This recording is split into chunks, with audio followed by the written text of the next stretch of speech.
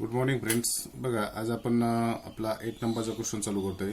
बघा, messrs Vijay Raj trader is a partnership firm in which Vijay and Raj are partners sharing profit and losses in the ratio 8:7 from the following trial balance, prepaid trading account, profit and loss account and balance sheet. त्याच्यानंतर आपण trial balance घेतलाय. पूर्ण आपण काय केलंय बघा, capital account दिलाय, current account दिलाय विजय राजचा. त्याच्यानंतर परचेस अँड सेल, मग पहिली अमाऊंट परचेसची असते, दुसरी सेलची. सन्ट्री डेटर्स अँड क्रेडिटर, मग पहिला डेटर्स नंतर क्रेडिटर्स.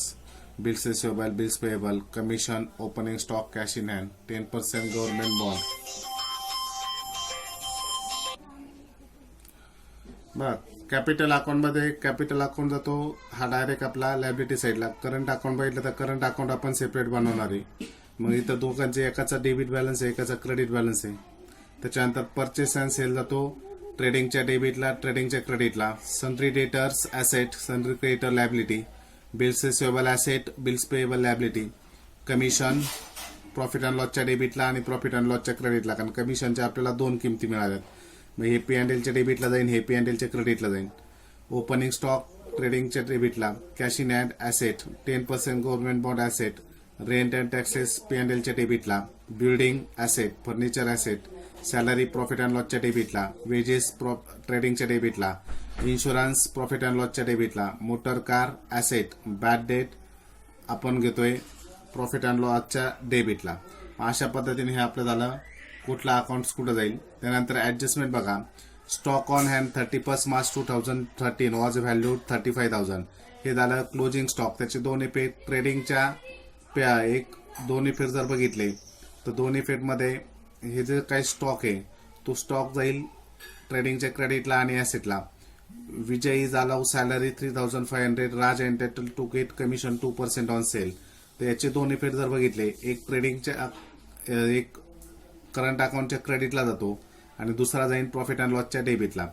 त्याच्यानंतर interest on partners capital 5% to be provide. याचे पण सेम इफेक्ट, एक करंट अकाउंटच्या क्रेडिटला आणि दुसरा प्रॉफिट अँड लॉसच्या डेबिटला. Depreciate furniture on 15% on building and 50% and building वर 10%. याचे दोन इफेक्ट ऍसेटला मधून लेस करायचा आणि दुसरा इफेक्ट प्रॉफिट अँड लॉसच्या डेबिटला मांडायचा. त्यानंतर 2,000 due from customer is not recoverable. आता आपल्याला 2,000 रुपये कस्टमरचे काय झाले, नॉट रिकव्हरेबल म्हणजे बॅड डेट आहे. तर त्याचे दोन इफेक्ट करायचे, एक ट्रेडिंगच्या क्रेडिटला एक प्रॉफिट अँड लॉसच्या डेबिटला करायचा बॅड डेटच्या फॉर्मॅटमध्ये, दुसरा ऍसेटला लेस करायचं डेटर्स मधून. त्याच्यानंतर insurance is paid for the year ended 30 जून 2013. जून पर्यंत इन्शुरन्स दिला. ही प्रीपेड इन्शुरन्सची ऍडजस्टमेंट आहे.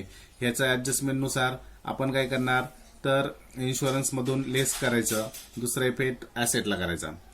Prepaid commission is 1,000. आता हे दोन ऍडजस्टमेंट वेगवेगळे आहेत. प्रीपेड कमिशन 1,000चं सेम कमिशन मधून पी अँड एलला लेस करायचा, दुसरा इफेक्ट ऍसेटला.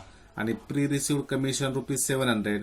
याचे पण दोन इफेक्ट, एक पी अँड एलच्या क्रेडिटला लेस करून लॅबिलिटीला घ्यायचं, हे पी अँड एलच्या डेबिटला लेस करून ऍसेटला जातं, आणि हे पी अँड एलच्या क्रेडिटला लेस करून लॅबिलिटीला जातं. याचे दोन वेगवेगळे आहेत, दोन्ही लेसच होणार आहे, एक पी अँड एलच्या डेबिटला आणि एक पी अँड एलच्या क्रेडिटला. पण हा पी अँड एलच्या डेबिटला लेस करून ऍसेटला आणि हा पी अँड एलच्या क्रेडिटला लेस करून लॅबिलिटीला मांडावा लागतो. आलं लक्षात? तर अशा पद्धतीने आपला प्रॉब्लेम आहे. आपल्याला अकाउंट्स जर बघितले तर आपल्याला सगळ्यात अगोदर बघा, इन द बुक ऑफ, इथं राजेश बघा, in the book of messrs Vijay and Raj trading profit and loss account आपल्याला बनवावं लागेल. त्याच्यानंतर पार्टनर्स करंट अकाउंट बनवायचा, त्याच्यानंतर बॅलन्स शीट बनवायचे. ह्या तीन गोष्टी आपण इथं बनवणार आहे, एक profit and loss account, balance sheet आणि पार्टनर्स करंट अकाउंट. आता सगळ्यात अगोदर आपल्याला सगळ्या कॅपिटल पार्टनर्सचं जे असतं ते मेन कॅपिटल आपल्याला पाहिजे. मग सुरुवात करताना बघा, या ठिकाणी जर बघितलं तर कॅपिटल अकाउंट विजय आणि राज, मेन कॅपिटल जो आहे तो आहे 72,000 आणि 63,000. मग आपल्याला करंट अकाउंटचं गणित आलं तर मी सांगितलेलं आहे की मेन कॅपिटल हा डायरेक्ट लॅबिलिटीला मांडायचा. ज्यावेळेस करंट अकाउंटचं गणित असतं त्यावेळेस मेन कॅपिटल जो असतो तो कुठे जातो, लॅबिलिटीला. मग लॅबिलिटीला आपल्याला हे पैसे मांडायचे 72,000 63,000.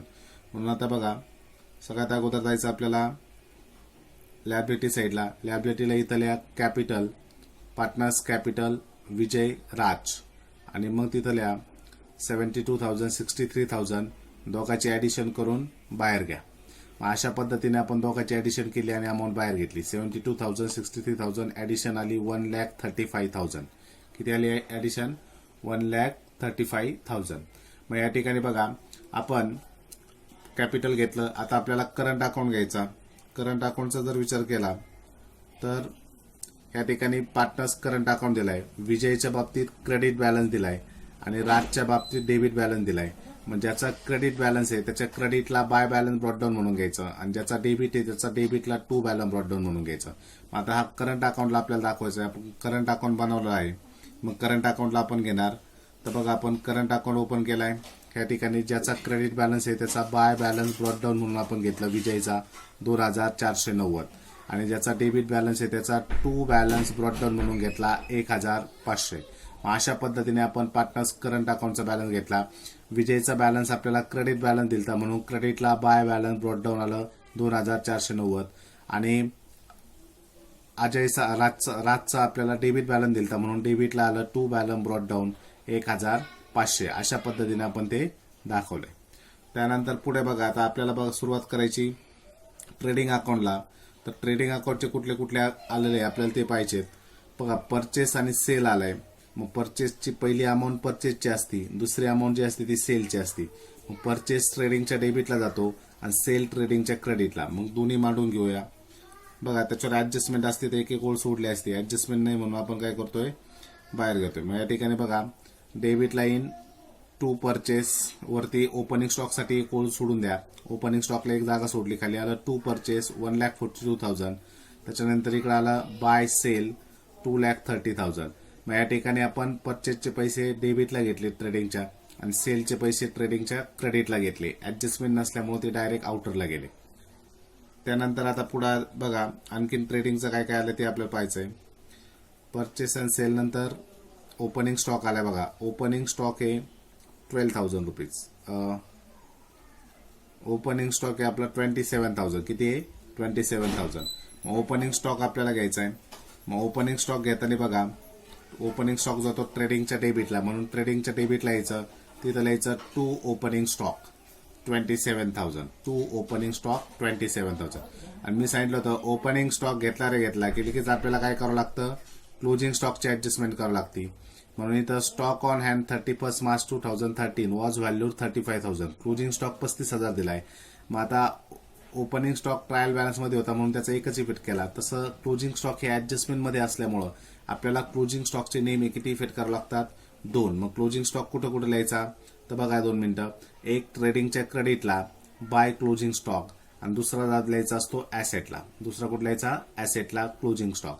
मग क्लोजिंग स्टॉकचे आपण 2 इफेक्ट केले. एक ट्रेडिंगच्या क्रेडिटला आणि दुसरा गेला ऍसेटला. अशा पद्धतीने आपण क्लोजिंग स्टॉकचे अमाऊंट मांडलेले. त्यानंतर आता नेक्स्ट बघायचं आहे आणखी काय काय आलंय ट्रेडिंगचं. ओपनिंग स्टॉक झालंय. त्यानंतर वेजेस आलाय. बघा इथं वेजेस आपलं ट्रेडिंगच्या डेबिटला जातं. मग वेजेस आपल्याला घ्यायचं आहे. त्यासाठी आपण वेजेसकडे आलो. वेजेस जातात ट्रेडिंगच्या डेबिटला. इथे येईन टू वेजेस 8,000 रुपये. टू वेजेस 8,000 रुपये. त्यानंतर आता आपण ऍडजस्टमेंट चेक करणार कुठल्या ऍडजस्टमेंट राहिल्यात का. जशी पहिली ऍडजस्टमेंट ट्रेडिंगला येत होती झाली. दुसरी येत नाही. ही पण येत नाही. ही पण नाही. ही पण नाही. बाकीच्या सगळ्या ऍडजस्टमेंट झाल्यात. एकच ऍडजस्टमेंट फक्त ट्रेडिंगला येत होती. मग आता ट्रेडिंग अकाउंट आपण क्लोज करणार. क्लोज करताना आपल्याला माहिती आहे दोन्ही साईडचे आपण टोटल करतो. मग क्रेडिटची आपली टोटल जास्त बनणार 2,48,000. 2,48,000. मग 2,48,000 मधून हे तिन्ही अमाऊंट मायनस केले म्हणजे ग्रॉस प्रॉफिट येईल. मग ग्रॉस प्रॉफिट आला आपला 71,000. 2,40,000 मधून हे तिघांची टोटल मायनस करायची.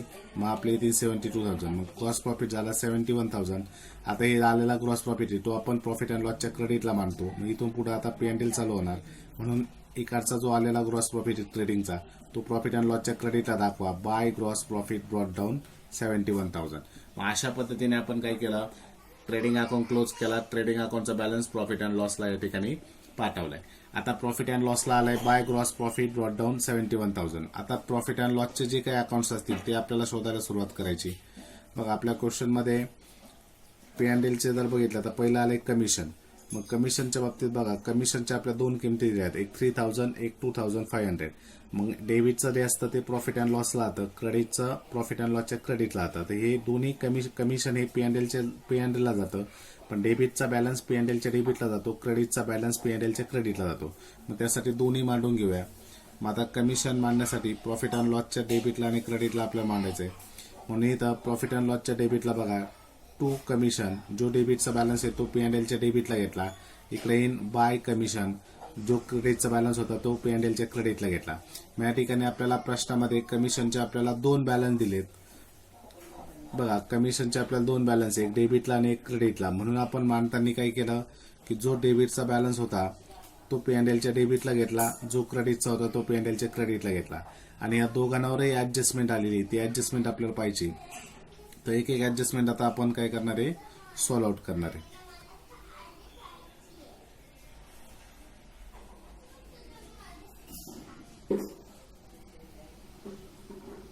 बघा, आपले ऍडजस्टमेंट बघू. Prepaid commission is ₹1000. बघा, ही पहिली ऍडजस्टमेंट आहे. कमिशन प्रीपेड आहे ₹1000. आता प्रीपेड कमिशन 1000. मग जर डेबिटचा असेल तर त्याला प्रीपेड म्हणलं जातं आणि क्रेडिटचा असेल तर प्री रिसिव्ड म्हणलं जातं. याच्यावर ओळखायचं की डेबिटची ऍडजस्टमेंट कोणती, क्रेडिटची कोणती. P&Lच्या डेबिटला जो कमिशन आहे त्याला प्रीपेड म्हणलं जातं आणि P&Lच्या क्रेडिटला जो आहे त्याला प्री रिसिव्ड आहे. कारण क्रेडिट बाजू ही आपली इन्कम बाजू असल्यामुळं त्याला रिसिव्ड म्हणलं जाईल आणि ही पेड म्हणलं जाईल. आपण डेबिटला एक्सपेन्सेस लिहितो, खर्च लिहितो, देतो, म्हणून आपण त्याला पेड म्हणतो. मग या ठिकाणी बघा, आता आपल्याला प्रीपेड कमिशन 1000 सांगितले, ₹1000 आपण काय केलेत, प्रीपेड म्हणून दिलेत. मग आता त्याचे दोन इफेक्ट कसे करणार, तर पहिला इफेक्ट बघा, ₹1000 आपण दिले प्रीपेड म्हणून ऍडव्हान्समध्ये, म्हणून प्रीपेड म्हणून ₹1000 लेस करायचे, म्हणजे बाहेर राहिले ₹2000. मग कमिशन घेतला 3000, त्यातून प्रीपेड म्हणून 1000 लेस केले, तर बाहेर आले 2000. पहिला इफेक्ट केला प्रॉफिट अँड लॉसच्या डेबिटला लेस, जे प्रीपेड म्हणून पैसे दिले असतात ते आपण एक्स्ट्रा भरलेले असतात, म्हणून आपण ते पहिले काय करतो, या वर्षीच्या खर्चामधून ते कमी करतो. मग कमिशन होतं 3000, त्यातून प्रीपेड म्हणून 1000 आपण लेस केले. आता या 1000चा दुसरा इफेक्ट जातो ऍसेटला. दुसरा इफेक्ट कुठे जातो, ऍसेटला. मग ऍसेटला लिहायचं प्रीपेड कमिशन 1000. ऍसेटला लिहिलं आपण प्रीपेड कमिशन 1000. अशा पद्धतीने आपण ह्या ठिकाणी मान्य केली. कमिशन होतं 3000, त्यातून प्रीपेड आपल्याला ऍडजस्टमेंट म्हणून सांगितलं, म्हणून पहिला इफेक्ट केला P&Lच्या डेबिटला लेस केला प्रीपेडचा, आणि दुसरा इफेक्ट प्रीपेडचा कुठे केला आपण, ऍसेटला. सेकंड इफेक्ट आपण ऍसेटला केला. आता नेक्स्ट बघा, दुसरी ऍडजस्टमेंट त्यातलीच होती, प्री रिसिव्ड कमिशन ₹700 कोणीतरी आपल्याला ऍडव्हान्स आणून दिला. बघा, या ठिकाणी जर बघितलं तर आपली प्रॉफिट अँड लॉसची ही एक्सपेन्सेस बाजू आहे, म्हणजे ₹1000 आपण दिले होते ते लेस करून दुसरा इफेक्ट आपण ऍसेटला घेतला. तसं आपल्याला सांगितलं की हे जे ₹2500 मिळाले, त्या 2500मध्ये ₹700 कोणीतरी प्री रिसिव्ड दिले, म्हणजे आपल्याला ऍडव्हान्समध्ये दिले. म्हणजे जे आपल्याला मिळाले ते पण लेस करायचे. आपण लोकांना दिले तर लेस करतो, तसं मिळालेले पण लेस करावं लागतात. म्हणून ₹700 इथं कमिशन मधून लेस करायचं क्रेडिटला, म्हणून इथं येईन लेस प्रीपेडच ₹700. हे ₹700 आपण लेस केले, याला प्री रिसिव्ड म्हणा. प्रीपेड ऐवजी काय म्हणतात, प्री रिसिव्ड. ठीक आहे, चुकून झालं ते, प्री रिसिव्ड म्हणा. कमिशन मधून लेस प्री रिसिव्ड ₹700. मग बाहेर राहिले आपले ₹1800. मग 2500 मधून 700 लेस केले, 1800 राहिले. आता याचा सेकंड इफेक्ट जो आहे त्याचा सेकंड इफेक्ट जातो लॅबिलिटीला. कुठे जातो, लॅबिलिटीला. Pre received commission 700. मग अशा पद्धतीने आपण काय केलं, या ठिकाणी बघा, कमिशन 2500 होतं क्रेडिटचं, आपल्याला प्री रिसिव्ड मिळाले 700. मग ₹700 आपण लेस केले आणि त्याचा सेकंड इफेक्ट कुठे केला, लॅबिलिटीला. मग दोन्ही नीट समजून घ्या. प्रीपेड कमिशन आलं तर आपण P&Lच्या डेबिटला लेस करतो, ऍसेटला घेतो. प्री रिसिव्ड आलं तर पीसीला लेस करून लॅबिलिटीला घेतो. अशा पद्धतीने त्याचे आपण दोन इफेक्ट केलेत. त्याच्यानंतर नेक्स्ट बघा, आणखी काय आलंय,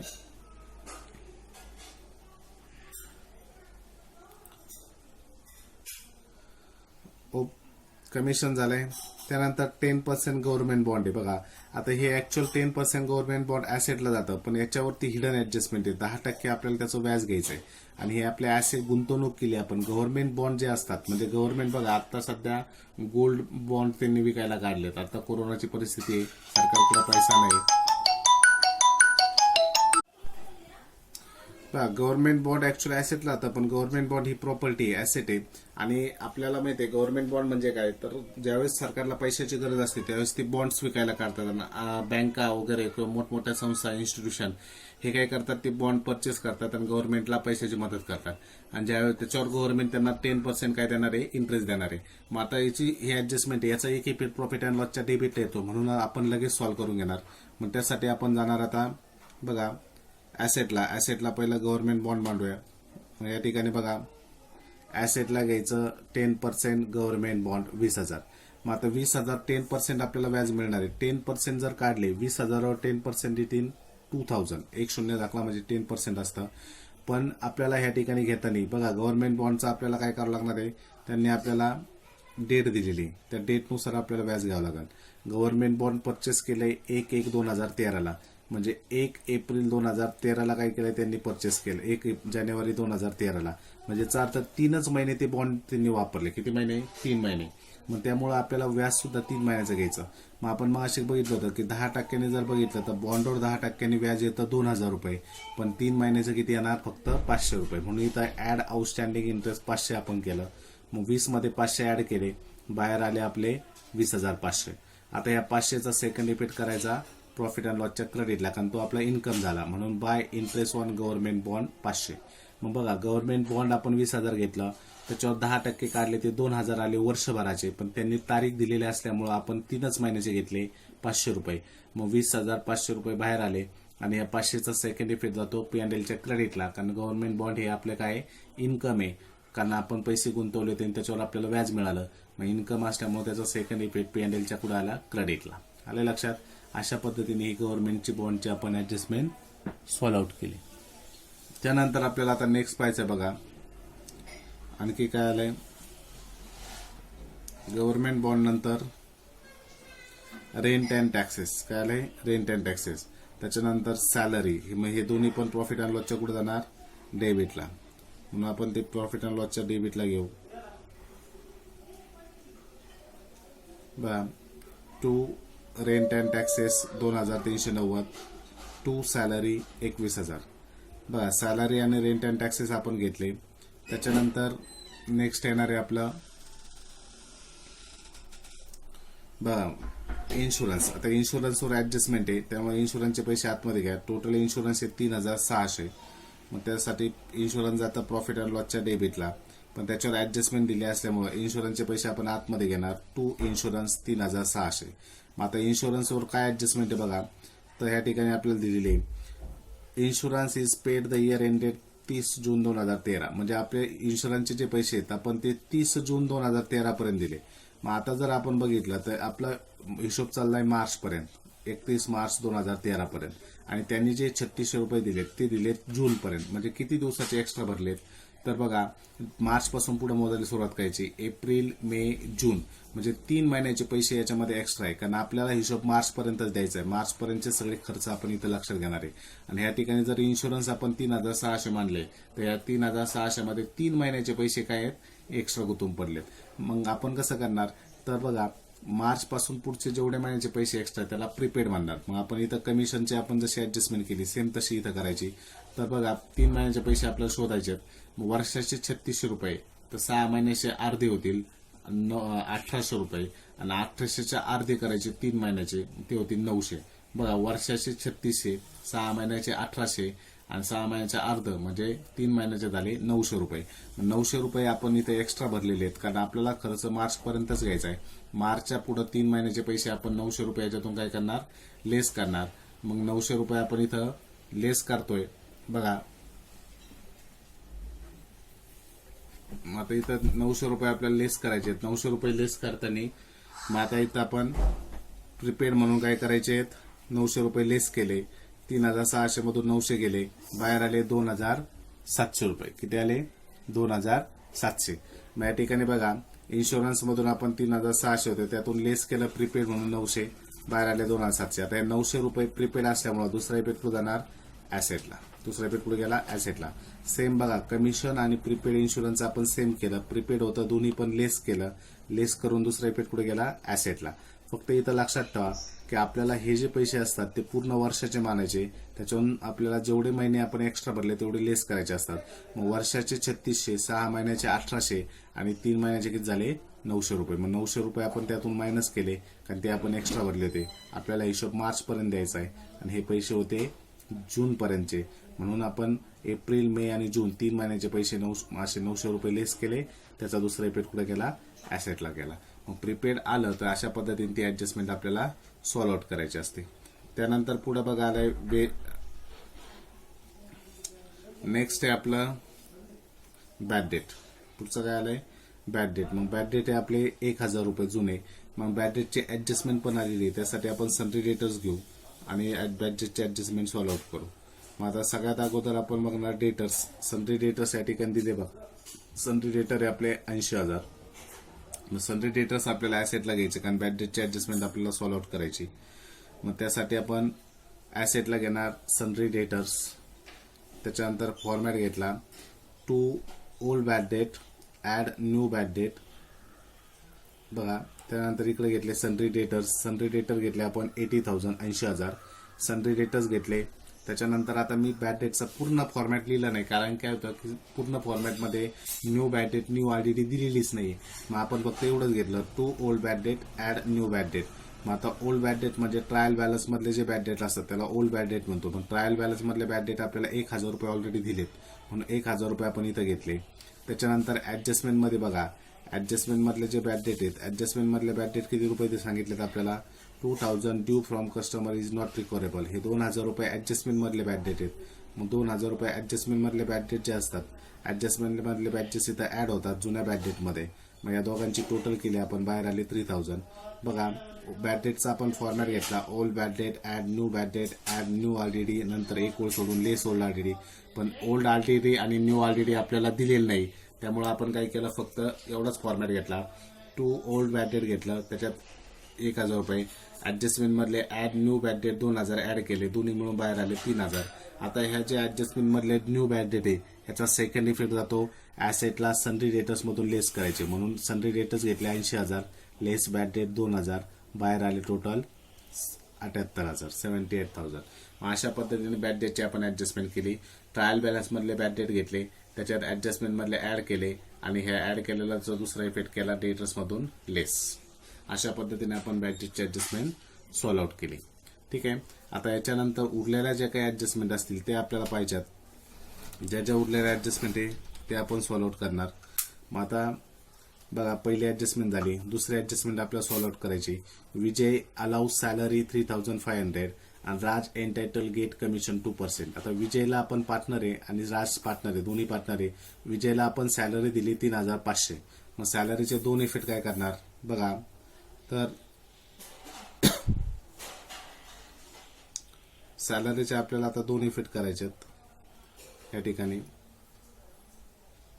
आता विजयला आपण सॅलरी दिली म्हणून त्याचा इफेक्ट काय करायचा, पार्टनरला सॅलरी दिली तर पार्टनर्स कॅपिटलच्या क्रेडिटला घ्यायचं। सॅलरी दिली तर कुठे जाईल, पार्टनर्स कॅपिटलच्या क्रेडिटला। मग पार्टनर्स कॅपिटलच्या क्रेडिटला जाईल बाय सॅलरी 3500, बाय सॅलरी 3500। त्याचा सेकंड इफेक्ट जर बघितला तर सेकंड इफेक्ट जातो आपला प्रॉफिट अँड लॉसच्या डेबिटला टू पार्टनर सॅलरी 3500। मग आपण दोन इफेक्ट केले, एक पार्टनर्स करंट अकाउंटच्या क्रेडिटला घेतलं बाय सॅलरी आणि दुसरा इफेक्ट आपण केला बघा पे अँड एलच्या डेबिटला टू पार्टनर सॅलरी। मग पार्टनर सॅलरीच्या बाबतीत बघा, मग एक इफेक्ट आला आपला या ठिकाणी पार्टनर्स कॅपिटल करंट अकाउंटच्या क्रेडिटला आणि दुसरा इफेक्ट आला आपला इकडं प्रॉफिट अँड लॉसच्या डेबिटला। ठीक आहे, अशा पद्धतीने आपण पार्टनर सॅलरीज केलं। आता कमिशनचं बघा, पार्टनर्स कमिशन सांगितलंय, या ठिकाणी राजला आपण कमिशन दिलंय, Raj entitled to get commission 2% on sale. Sale त्यासाठी आपल्याला सेलकडे जावे लागेल, सेलवर आपल्याला 2% काय भेटणार आहे कमिशन। मग आता सेलची अमाऊंट बघा, या ठिकाणी सेल आहे आपले 2,13,000, 2,13,000 वर 2% काढायचं। मग या ठिकाणी 2 शून्य झाकले तर 1% आलं 2130 रुपये, 2130। मग या ठिकाणी बघा 1%ने 2130 आहे, त्याचे आणखीन एक तेवढेच ऍड करा म्हणजे 2% होतील। 2% इन 4260, 4,260. मग 2,13,000वर आपण 2% काढले. ते जे काढलेले पैसे ते आपण कमिशन म्हणून कुणाला देणार? राजला. म्हणून राजच्या कॅपिटलच्या करंट अकाउंटच्या क्रेडिटला येईल या ठिकाणी बाय कमिशन 4,260 रुपये. मग अशा पद्धतीने पार्टनरला आपण कमिशन दिलं, म्हणून पार्टनरला कमिशन दिल्यामुळं पार्टनर्स कॅपिटलच्या क्रेडिटला किंवा करंट अकाउंटच्या क्रेडिटला आलं बाय कमिशन. आणि त्याचा सेकंड इफेक्ट करायचा आपल्याला या ठिकाणी प्रॉफिट अँड लॉसच्या डेबिटला टू पार्टनर्स कमिशन 4,260. मग आता या ठिकाणी दोन भाग झाले, एक कॅपिटलच्या क्रेडिटला आणि दुसरा प्रॉफिट अँड लॉसच्या डेबिटला. अशा पद्धतीने आपण पार्टनर्स कमिशनचे सुद्धा दोन इफेक्ट केले. मग पार्टनर सॅलरी असू नाही तर कमिशन असू सेम इफेक्ट आहे. कॅपिटल पार्टनर्स करंट अकाउंट किंवा कॅपिटलच्या क्रेडिटला आणि दुसरा प्रॉफिट अँड लॉसच्या डेबिटला. आता नेक्स्ट ऍडजस्टमेंट बघा. पुढच्या ऍडजस्टमेंटकडे आपल्याला जायचंय. Interest on partners capital 5%. मग इंटरेस्ट ऑन कॅपिटल आपल्याला सांगितलं. इंटरेस्ट ऑन कॅपिटलचे दोन इफेक्ट येतात, एक करंट अकाउंटच्या क्रेडिटला आणि दुसरा प्रॉफिट अँड लॉसच्या डेबिटला. पण इंटरेस्ट ऑन कॅपिटल चार्ज करताना याच्यावर चार्ज करावं लागतात मेन कॅपिटलवर. पण लिहिताना कुठं लिहायचं? पार्टनर्स करंट अकाउंटच्या क्रेडिटला आणि प्रॉफिट अँड लॉसच्या डेबिटला. पण चार्ज करताना 5% जे आपल्याला काढायचे तर 5% आपल्याला इंटरेस्ट ऑन कॅपिटल काढायचे ह्या अमाऊंटवर 72,000 आणि 63,000. मग 72,000 आणि 63,000वर आपल्याला 5% काढा.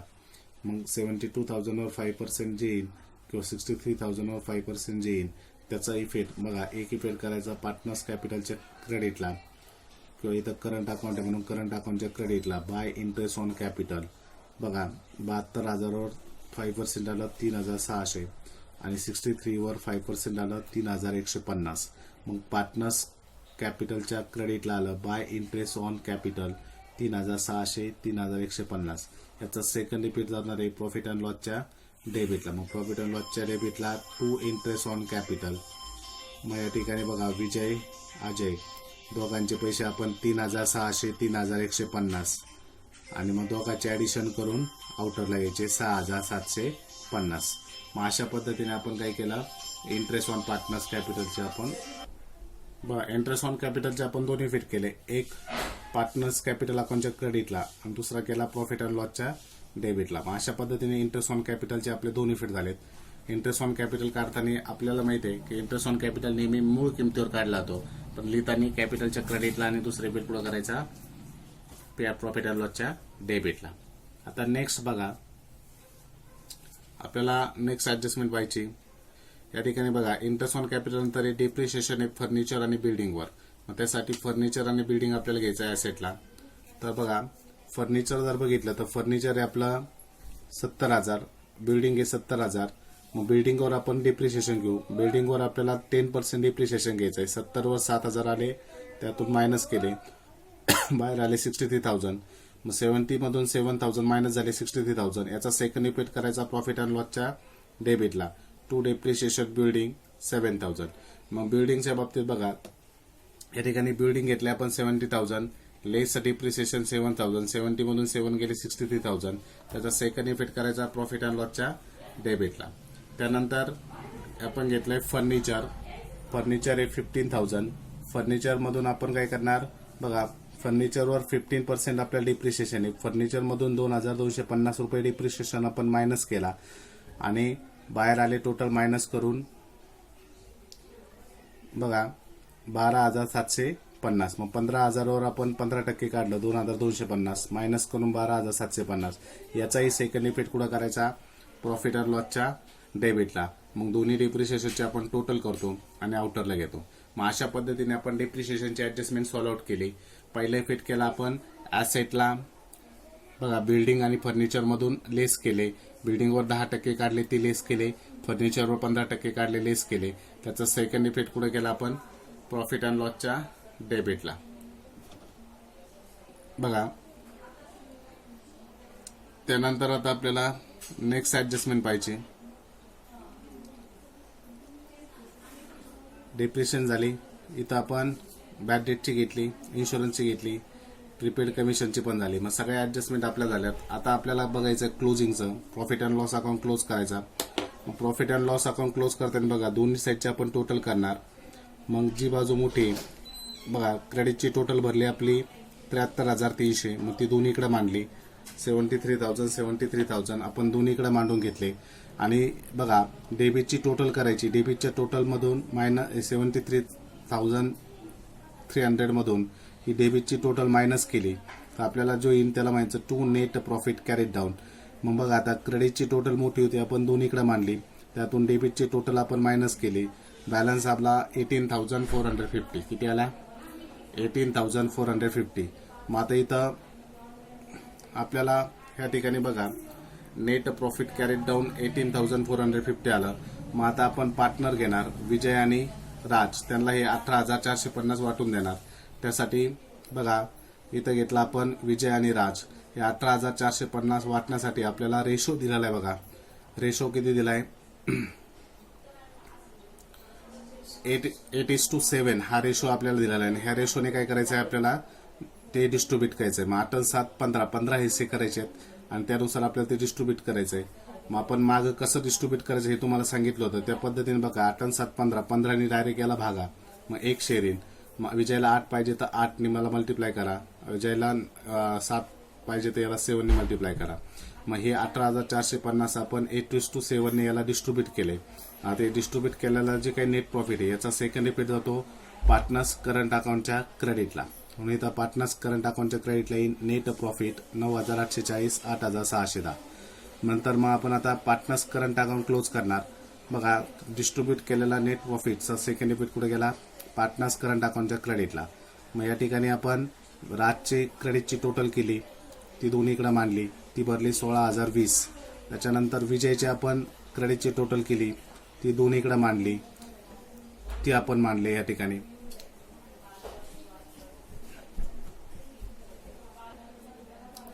बघा, मग आता या ठिकाणी आपण राजची टोटल केली, विजयची क्रेडिटची टोटल केली, दोन्ही टोटल आपण मांडल्या. आता बघा, राजची टोटल आहे 16,020. 16,020 मधून हे 1,500 जे आहेत ते मायनस करा, म्हणजे येईन त्याला म्हणायचं टू बॅलन्स कॅरेड डाऊन, ते आले 14,520. त्याच्यानंतर विजयचे बघा, विजयची टोटल आली 19,430. इकडे मायनस करायला काय नाही, त्यामुळे हाच बॅलन्स म्हणून वरती येणार. मग अशा पद्धतीने आपण काय केलं? पार्टनर्स करंट अकाउंट क्लोज केला. करंट अकाउंटच्या दोन्ही साईडची टोटल मांडली, त्यातून डेबिटचं मायनस करून टू बॅलन्स कॅरेट डाऊन काढला. आता हालाला जो बॅलन्स आहे तो आपण कुठं मानतो? पार्टनर्स इथं लॅबिलिटी साईडला आलेला करंट अकाउंटचा बॅलन्स, पार्टनर्स करंट अकाउंटचा बॅलन्स लॅबिलिटीला घ्यायचा, म्हणून तो बॅलन्स लॅबिलिटीला येणार. लॅबिलिटीला to partners current account Vijay आणि अजय या ठिकाणी आपण मानले. मग या ठिकाणी बघा, दोघांची टोटल मानली, दोघांची टोटल करून आउटरला घेतली 33,950. मग अशा पद्धतीने आपण पार्टनर्स करंट अकाउंट आणि पार्टनर्स करंट अकाउंटचा बॅलन्स आपण लॅबिलिटीला या ठिकाणी घेतला. मग आता याच्यानंतर उरलेल्या ज्या लॅबिलिटी असतील, उरलेल्या ज्या ऍसेट आहे त्या आपल्याला फक्त मांडायच्यात. मग त्यासाठी बघा, उरलेल्या लॅबिलिटी कुठल्या कुठल्या आहेत आपण ते पहिलं बघूया. बघा, लॅबिलिटीमध्ये क्रेडिटर्स, बिल्स पेएबल ह्या दोनच लॅबिलिटी आहेत ज्या आपल्याला मांडायच्या राहिल्यात. मग त्या आपण मांडून घेऊ लॅबिलिटी साईडला.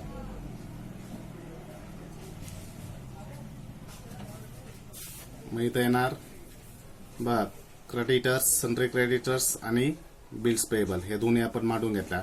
आता ऍसेट कोणत्या कोणत्या राहिल्यात त्या आपल्याला मांडायच्यात. मग आपण ऍसेट एकदा चेक करूया कुठल्या कुठल्या ऍसेट राहिल्यात. बघा, डेटर्स घेतले, बिल्स रिसिवेबल आपले राहिलेत. बिल्स रिसिवेबलचा पहिला बॅलन्स असतो 12,000. त्याच्यानंतर आहे कॅश इन हँड राहिलंय, ते आपल्याला घ्यावं लागेल.